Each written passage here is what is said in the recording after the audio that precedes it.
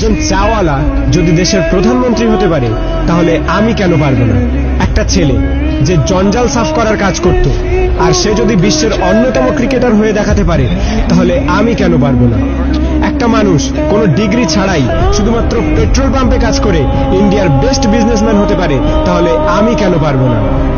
High স্কুলের basketball team থেকে বাদ দিয়ে দেওয়ার পরেও যদি সে দুনিয়ার বেস্ট বাস্কেটবল প্লেয়ার হতে পারে তাহলে আমি কেন পারবো না? কিছু লোক কলেজ ড্রপ আউট করার পর নিজের কোম্পানিতেই কলেজের টপারদের হায়ার করতে পারে তাহলে আমি কেন পারবো না?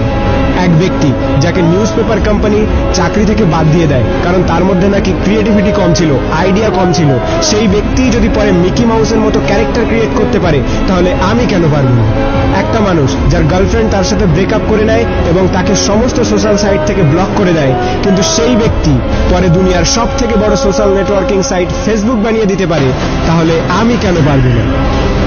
এক ব্যক্তি 999 বার ফেল হওয়ার পরেও হার না মেনে 1000 বারের মাথায় বাল্ব আবিষ্কার করতে পারে তাহলে আমি কেন পারবো না?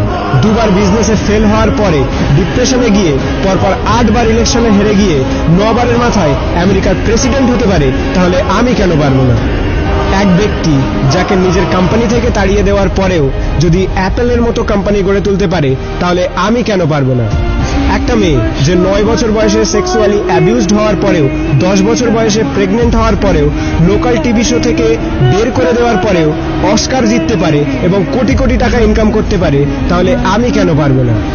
একটা জবলেস মেয়ে যার স্বামী তাকে ডিভোর্স দিয়ে দেয় এবং 3 বছরের বাচ্চাটিকে মানুষ করার দায়িত্ব তার উপরে চলে আসে, ডিপ্রেশনে যাওয়ার পরেও ওয়ার্ল্ডের সব থেকে বিখ্যাত নোবেল সিরিজ অর্থাৎ হ্যারি পটার লিখে ফেলে, যার ফলে সে কোটি কোটি টাকা ইনকাম করছে, তার একদিনের ইনকামে একটি ল্যাম্বরগিনি কেনা যাবে। এক ব্যক্তি যার পুরো বডি প্যারালাইজড, চলাফেরা তো দূরের কথা, নিজের আঙুল পর্যন্ত নাড়াতে পারে না, সে যদি ওয়ার্ল্ডের one of the best scientist হতে পারে তাহলে আমি কেন পারবো না? তোমরা সব জিনিসই অ্যাচিভ করতে পারো যেটা তোমরা করতে চাও, যার স্বপ্ন তোমরা দেখো, শুধু তার জন্য একটা আগুন দরকার, একটা স্পার্ক দরকার। নাথিং ইজ ইম্পসিবল, আর এই স্পার্ক তোমাদের নিজেদের মধ্যে আছে। তুমি নিজেই দোষী তোমার ফেল হওয়ার জন্য। এখন তুমি যেখানে আছো সেটা তোমার অতীতের কর্মের ফল, এবং কাল তুমি কোথায় পৌঁছাবে সেটা তোমার আজকের কর্মের ফল হবে।